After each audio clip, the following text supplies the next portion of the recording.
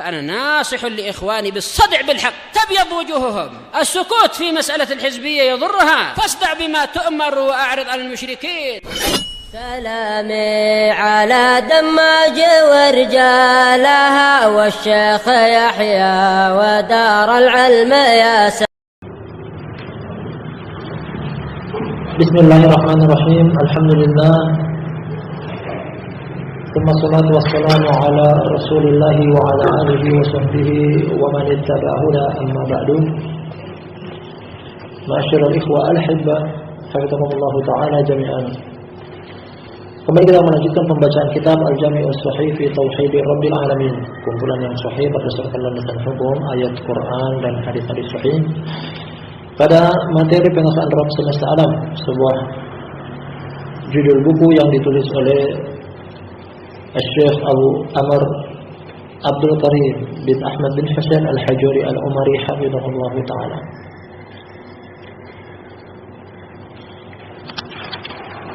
Ketika pertemuan malam terakhir ini, judul bab yang tengah kita kaji adalah tentang asyirku billah asbahud dzunub. Menyekutukan Allah adalah dosa yang paling buruk, wa a'dhamul atham, dan kesalahan yang paling besar. Dan judul bab ini sampai dibawakan sebagai pelengkap dalam pembahasan tauhid, bahwasanya lawan daripada tauhid ini kesyirikan. Dan dalam bab ini sebagai bentuk celaan kepada kesyirikan, bahwasanya dia adalah sejelek-jelek atau seburuk-buruk dosa. Memotivasi diri kita untuk menjauhkan diri dari dosa syirik ini, serta terdapat lawannya untuk agar supaya menjauhkan diri dari kesyirikan, pelajarilah tauhid.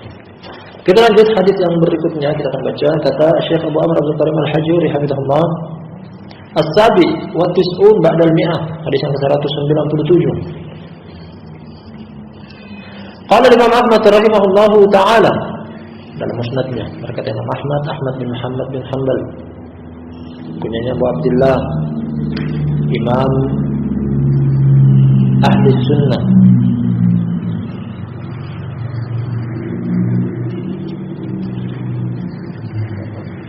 Asy-Syaibani. Kata beliau, qala haddatsana Abdul Razzaq As-Sun'ani Al-Yamani, kunyanya Abu Bakar Abdul Razzaq bin Hammam As-Sun'ani Al-Himyari, imam, pemilik judul buku yang terkenal Musannaf Abdul Razzaq.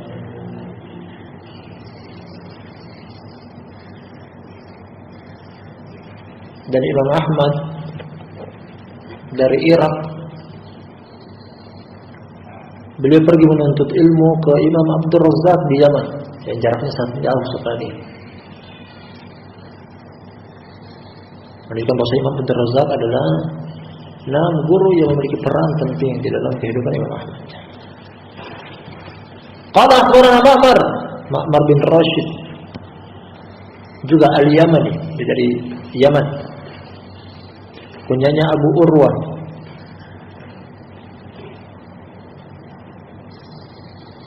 salah satu imam yang terkenal di Yaman.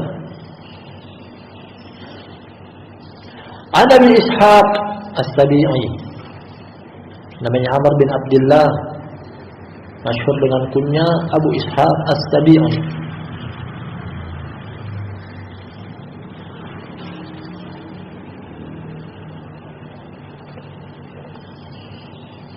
An Kumail bin Ziyad, namanya demikian, Kumail bin Ziyad An-Nakhai Al-Kufi,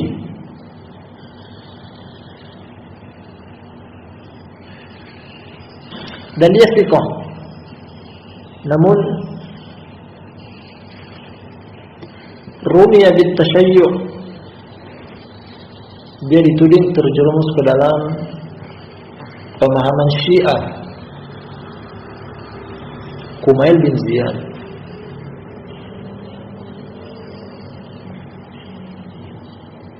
dan istiqomah.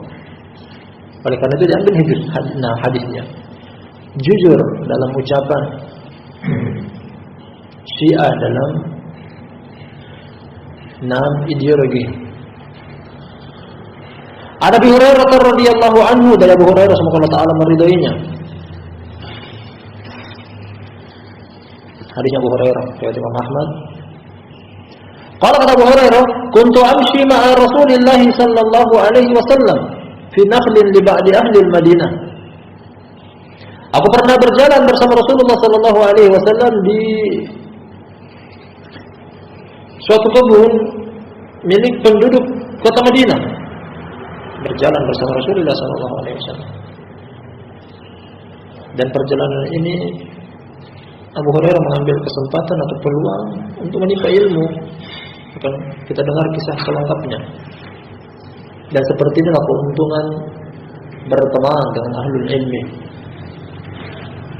Dimanapun dia pergi, dimanapun dia menuju, kita mendapatkan faedah ilmu dari ahlul ilmi. Bahkan di luar majelis ilmu. Kata Abu Hurairah, aku pernah berjalan bersama Rasulullah sallallahu alaihi wasallam di salah satu kebun milik sebagian penduduk kota Madinah. Faqala, kata beliau, ya Abu Hurairah, halakal muksirun illa man qala hakadha wa hakadha. Kata Rasulullah sallallahu alaihi wasallam, wahai Abu Hurairah, celaka orang-orang yang banyak, bukan orang banyak maksud kami, orang yang memiliki banyak. Di sini banyak dari sisi harta. Nanti celaka orang yang memiliki harta yang banyak. Harta menyibukkan, harta melalaikan.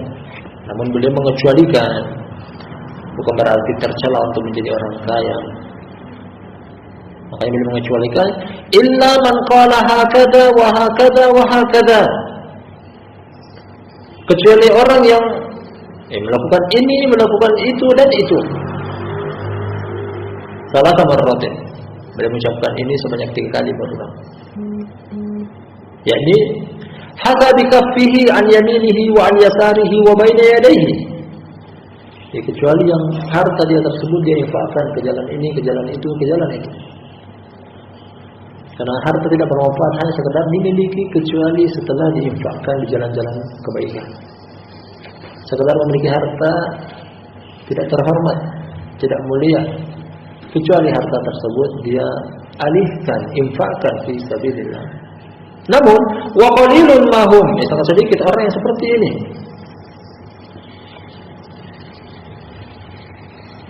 Belum kita dapati inti dari 6 pokok pembahasan judul bab. Ini baru potongan awal. Lanjut Abu Hurairah, thumma masya sa'atan. Kemudian beliau berjalan beberapa saat lagi. Setelah itu beliau berjalan kembali. Faqala, seraya berkata, ya Abu Hurairah, ala adulluka ala kanzin min kunuzil jannah. Wahai Abu Hurairah, maukah engkau aku tunjukkan tentang harta terpendam, dari harta terpendam di dalam surga. Kanzun, harta karun, harta yang disembunyikan, yang disimpan, yang terpendam. Maukah engkau wahai Abu Hurairah aku tunjukkan tentang harta dari harta-harta terpendam di dalam surga? Faqultu bala ya Rasulullah, kata Abu Hurairah, tentu wahai Rasulullah, aku mau, berikan kepadaku. Artinya bisa kita menggapai harta ini di kehidupan surga apabila kita mengamalkan amalan di kehidupan dunia.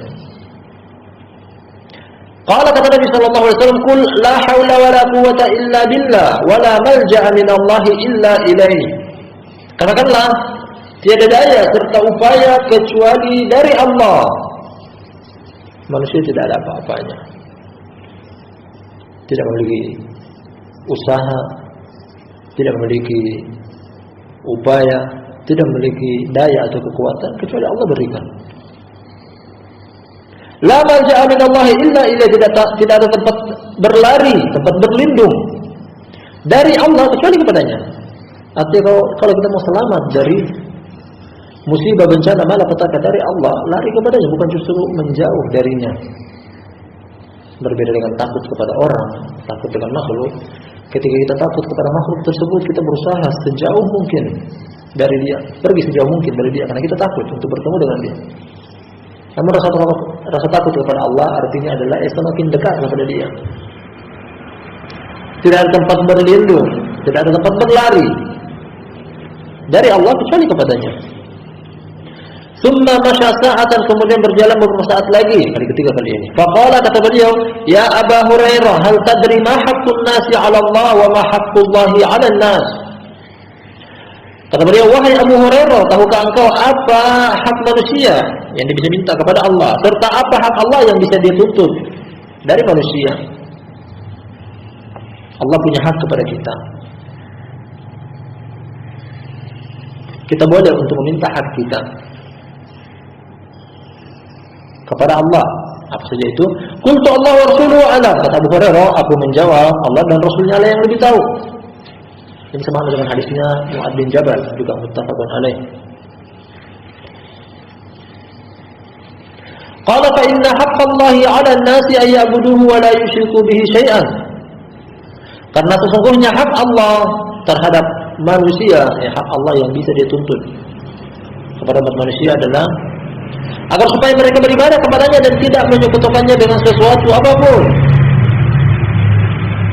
Fa idza fa'alu dzalika fa haqqun 'alaihi an la yu'adzibahu. Apabila manusia telah memenuhi hak tersebut, maka dia berhak untuk meminta kepada Allah agar supaya tidak disiksa, agar supaya Allah tidak menyiksanya. Hak Allah terhadap hamba-hambanya, hak mutlak. Hak hamba terhadap Allah adalah bentuk ihsan dari Allah, bentuk balasan kebaikan dari Allah kepada hamba-hamba yang berbuat baik.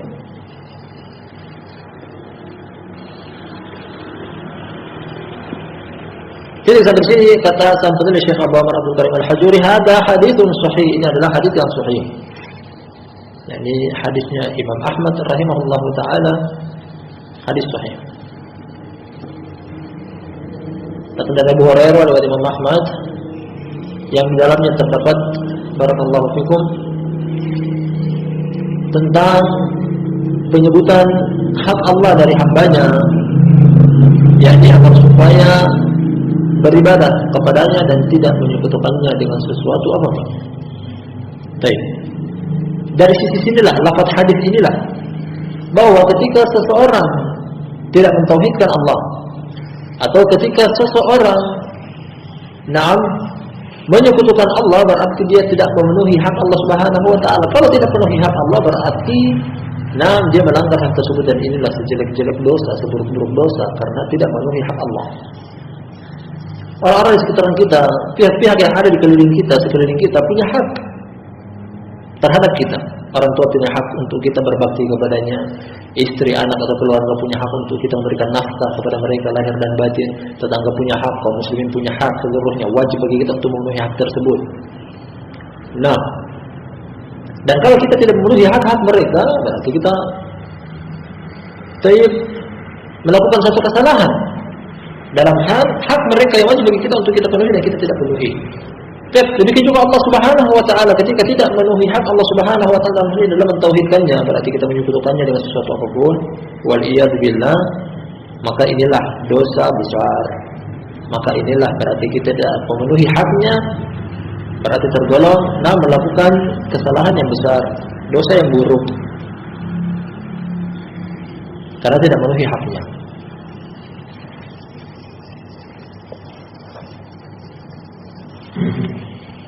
Kita lanjutkan hadis berikutnya. Kata Syekh Abu Amr Abdul Karim Al-Hajuri Al-Umari hafizahullah, As-Samin wa Tis'un ba'da al-mi'ah, hadis yang ke-198. 198. Qala Imam An-Nasa'i rahimahullahu ta'ala, berkata Imam An-Nasa'i, semoga Allah Ta'ala merahmatinya, namanya Ahmad bin Shu'aib An-Nasa'i, punyanya Abu Abdirrahman, dari Nasa.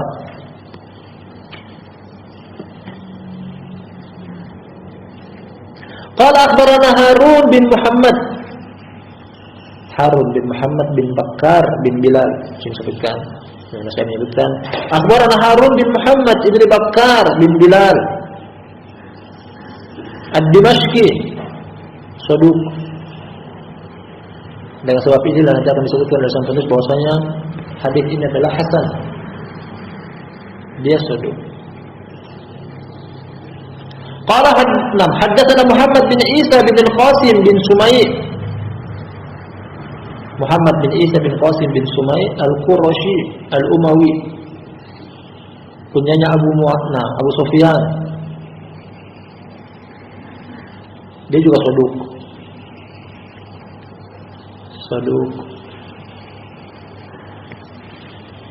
Qala haddatsana Zaid bin Waqid.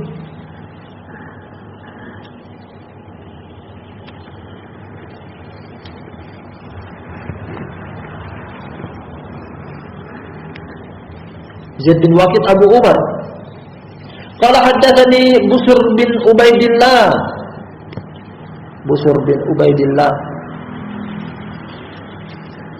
An Abi Idris Al-Khawlani, tabi'i, murid dari Abu Darda, namanya Aidullah bin Abdullah bin Amr. Ana bin Darda radhiyallahu anhu,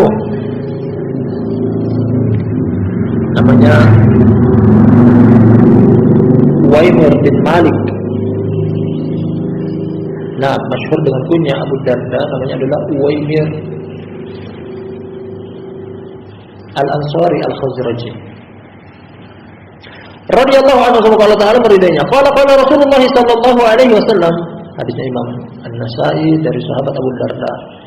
Berkata Rasulullah sallallahu alaihi wasallam, "Man aqama sholata wa ata zakata wa mata la yusyriku billahi syai'an, kana haqqan 'ala Allah azza wa jalla ay yaghfira lahu hajara aw mata fi maulidih." Kita artikan kata Rasulullah sallallahu alaihi wasallam dari hadis Abu Darda riwayat Imam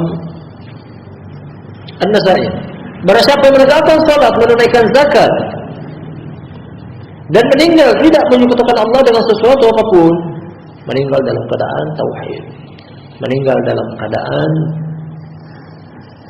terhindar dari kesyirikan, maka pantas bagi Allah azza wa jalla untuk mengampuninya, baik itu dia hijrah ataupun meninggal di kota kelahirannya, di kampung kelahirannya, baik itu dia meninggal di kota kelahirannya atau dia hijrah.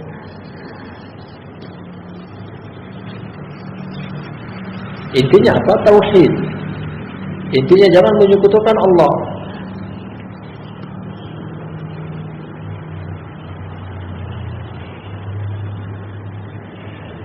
Dan ini termasuk keterkaitan dengan judul bab, bahwasanya orang yang meninggal di atas kesyirikan berarti dia melakukan dosa yang paling buruk, karena tidak akan mendapatkan apa yang Allah Subhanahu wa taala wajibkan bagi dirinya. Karena haqqan 'ala Allah artinya adalah pantas bagi dia dari Allah. Allah mewajibkan bagi dirinya untuk diberikan kepada orang tersebut. Apa itu? Mengampuninya. Jadi ampunan bagi orang yang meninggal dalam keadaan tauhid. Kalau kebalikannya, kalau orang tidak mentauhidkan Allah berarti dia menyekutukannya dengan sesuatu apapun, berarti dia tidak mendapatkan apa yang Allah wajibkan bagi diri Allah kepada orang tersebut. Tidak dapat ampunan. Makanya dosa kesyirikan adalah dosa yang buruk, karena luput dari dia ampunan dari Allah, luput kepada dia ampunan dari Allah.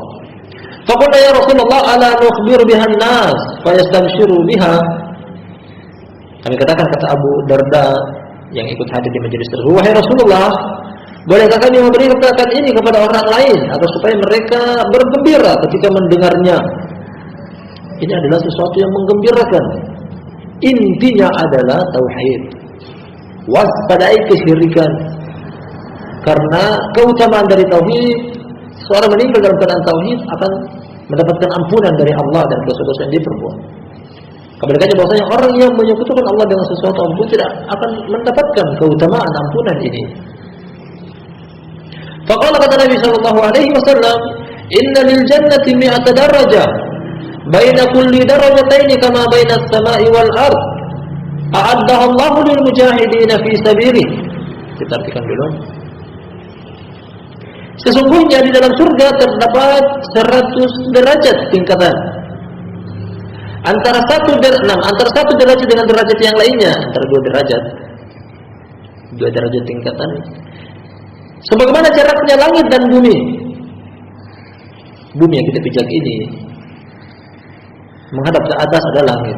Dan begitu jauhnya langit antara kita dengan bumi yang kita pijak. Namun seperti itu juga derajat di dalam surga. Sejauh langit dan bumi. Yang Allah persiapkan kepada orang-orang yang berjihad di jalannya. Lanjutkan hadisnya. Walaula an asyqa 'alal mu'minin wala ajru ma ahmiluhum 'alaihi wala tatibu anfusuhum ay yatakhallafu ba'di ma qa'adtu khalfa sariyatin wala wadittu anni uqtala thumma uhya thumma uqtal. Seandainya tidak memberatkan bagi orang-orang mukmin serta aku tidak mendapati apa yang aku bisa bantu mereka untuk berjihad, karena ini berkaitan dengan jihad.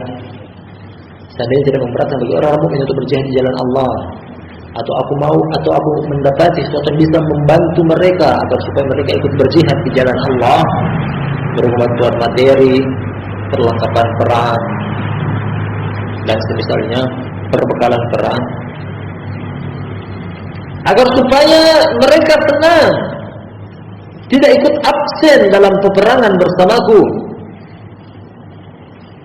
niscaya aku tidak akan duduk menyendiri. Nah, aku tidak akan berada di bagian belakang peperangan, karena beliau adalah pemimpin, tempat pemimpin paling belakang yang mengatur barisan. Niscaya aku pun menginginkan agar supaya aku berperang, kemudian aku terbunuh, kemudian aku hidup lagi dan aku terbunuh lagi.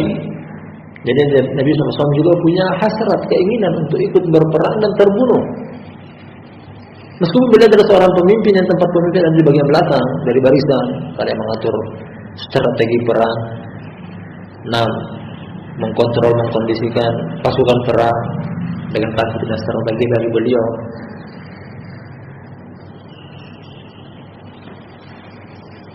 Beliau pun punya angan-angan untuk terbunuh karena keutamaan dari orang-orang yang berjihad di jalan Allah Subhanahu wa taala. Maksud dari hadis ini berkaitan dengan di atas bahwasanya, orang yang meninggal dalam keadaan tauhid, baik itu dia berhijrah ataupun meninggal hijrah, dia jihad di jalan Allah, keluar dari kampung halamannya, atau yang tinggal di kampung halamannya sampai dia meninggal dunia dalam keadaan tauhid yang tidak menyekutukan Allah Subhanahu wa taala, masih akan masuk surga, meskipun surga itu berderajat-derajat. Semakin tinggi derajat seseorang fi sabilillah, harta, tenaga, nyawa, suara, waktu di jalan Allah Subhanahu wa taala akan semakin tinggi derajatnya. Makanya kata Nabi SAW, beliau berangan-angan, seandainya aku pun mau untuk berjihad di jalan Allah Subhanahu wa taala. Titik. Sampai di sini hadisnya, kata Syekh Abu Amr Al-Hajuri Al-Umari, hadza hadisun hasan. Hadis ini adalah hadis yang hasan. Dengan sebab ada 2 nama yang kita baca tadi di dalam sana dari Imam An-Nasa'i, Harun bin Muhammad bin Bakar adalah saduq. Mungkin juga Muhammad bin Isa juga saduq, rubbama yukhti, terkadang keliru. Dengan dua perawi dalam sanad ini terdapat perawi yang saduq, hadis ini hasan. Dan keterkaitan antara hadis ini dengan jumlah tadi kita sebutkan di awal pembacaan hadis ini, bahwasanya orang yang meninggal dunia dalam keadaan tidak menyekutukan Allah dengan sesuatu apapun, maka Allah Subhanahu wa taala wajibkan bagi dirinya untuk mengampuni orang tersebut. Kemudian dari hadis tersebut bahwasanya ketika orang meninggal dunia dalam keadaan syirik, dia melakukan dosa besar yang paling besar, dia tidak akan mendapati ampunan dari Allah Subhanahu wa taala, menunjukkan bahwasanya kesyirikan adalah dosa yang paling buruk karena luput dari dia ampunan Allah Tabaraka wa taala. Hadis berikutnya,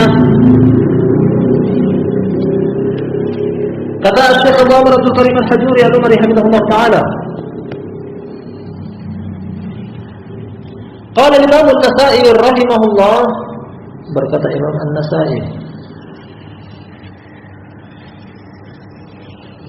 sama dengan yang sebelumnya juga Imam An-Nasa'i, namanya Ahmad bin Shu'aib, kunyanya Abu Abdurrahman.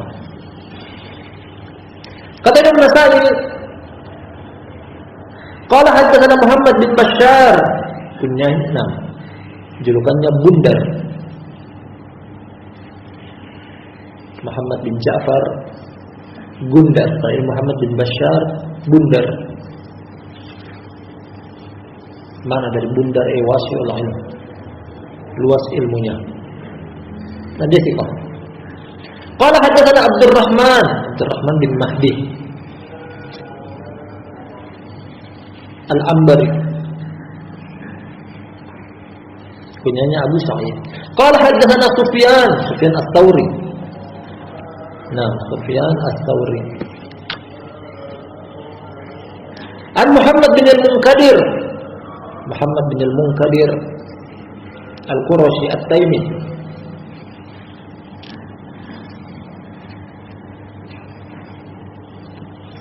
Dan dia thiqah.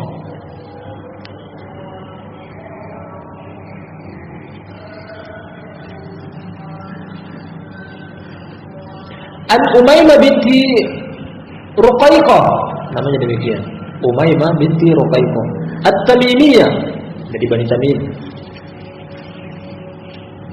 sahabiyah. Dia adalah sahabat wanita Rasulullah sallallahu alaihi wasallam radhiyallahu anha, semoga Allah taala meridainya. Di sini disebutkan Umaymah. Ada riwayat yang lain menyebutkan namanya adalah Taimiyah. Namun ini yang masyhur Umaymah. Nah, annaha qalat, dia berkata, ataitu Nabi sallallahu alaihi wasallam fi niswatin minal ansari nubayi'uhu. Kata Umaymah binti Ruqaiqah, aku pernah mendatangi Nabi sallallahu alaihi wasallam bersama rombongan wanita dari kaum Ansar. Kami membaiat beliau.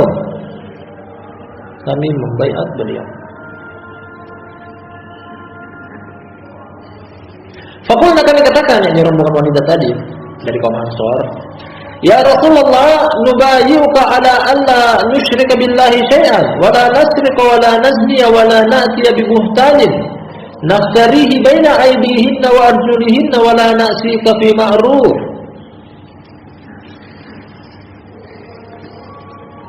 Ayat ini turun kepada kaum wanita muhajirat yang datang dari kota Makkah, dan sesuai dengan arahan dari Allah Subhanahu wa taala bahwasanya mereka datang untuk hijrah. Namun Nabi sallallahu alaihi wasallam mempersyaratkan mereka, yakni dari Allah Subhanahu wa taala, untuk mengetes keimanan mereka. Setelah itu dibaiat. Dan kaum wanita dari kaum Ansar pun mau membaiat dengan baiat kandungan isi baiat yang sama yang dilakukan oleh kaum Muhajirin.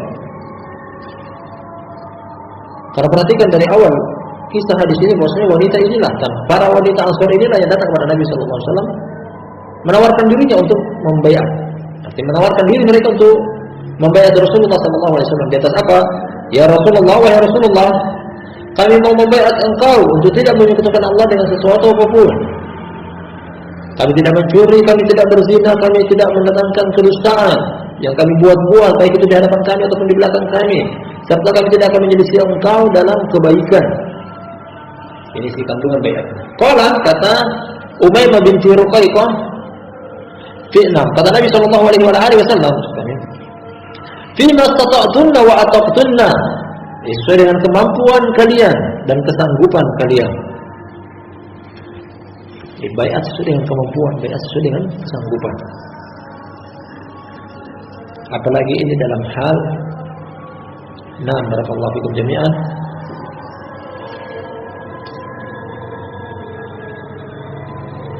baiat.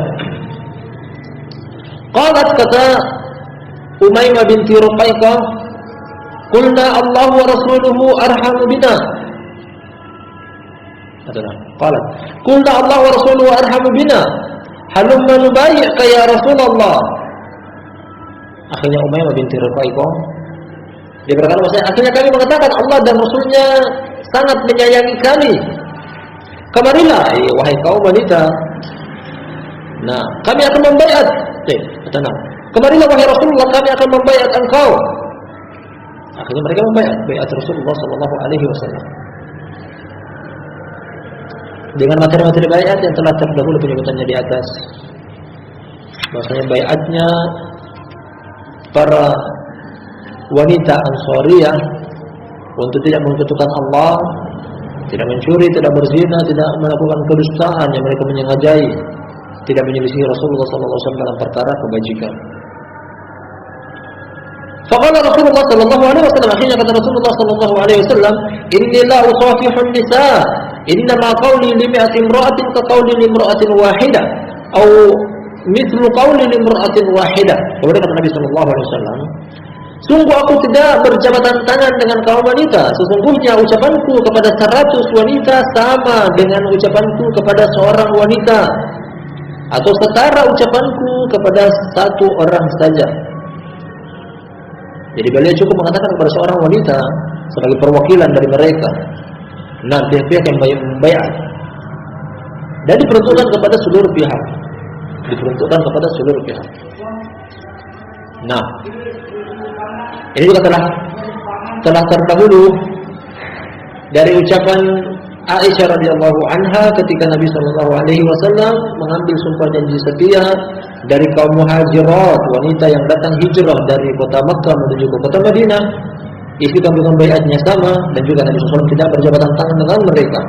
Baiat dari wanita bersama Rasulullah sallallahu alaihi wasallam hanya berupa ucapan. Berbeda ketika beliau membaiat kaum laki-laki. Nah, berjabatan tangan. Itu sampai di sini hadisnya, barakallahu fikum jami'an, serta keterkaitan antara hadis ini dengan judul bab. Nah, disebutkan di dalam materi-materi baiat, poin-poin yang diambil baiat oleh Rasulullah sallallahu alaihi wasallam kepada mereka adalah di antaranya untuk tidak menyekutukan Allah dengan sesuatu apapun. Kemudian perhatikan bahwasanya dosa-dosa besar yang disebutkan di sini termasuk mencuri, berzina, nah menyelisih Rasulullah sallallahu alaihi wasallam, atau ucapan dusta yang dikarang-karang. Kemudian yang paling didahulukan oleh mereka adalah tidak menyekutukan Allah Subhanahu wa taala dengan sesuatu pun di antara deretan dosa-dosa besar yang mereka akan tinggalkan sebagai bentuk sumpah janji setia kepada Rasulullah sallallahu alaihi wasallam. Di nomor satu kan menunjukkan bahwa dosa itu adalah paling buruk. Lebih buruk daripada mencuri, lebih buruk daripada berzina, lebih buruk daripada menyelisihi Rasulullah sallallahu alaihi wasallam. Makanya didahulukan, menunjukkan bahwasanya urutan pertama dosa ini disebutkan dalam materi-materi baiat bahwa dia adalah dosa yang paling buruk, dosa yang paling jelek. Adapun hadis yang berikutnya, hadis yang ke-200 mungkin agak panjang. Nah, belum tentu mungkin kita baca di akhir-akhir pelajaran kita kali ini. Insyaallah kita akan akhirkan pada lain waktu, barakallahu fikum jami'an. Lumayan panjang, 1 halaman, hampir 2 halaman lebih. Nah, insyaallah kita akan lanjut pada lain kesempatan. Wallahu taala a'lam bishawab. Kita cukupkan sampai di sini. Subhanakallahumma wa bihamdika asyhadu an la ilaha illa anta astaghfiruka wa atubu ilaik.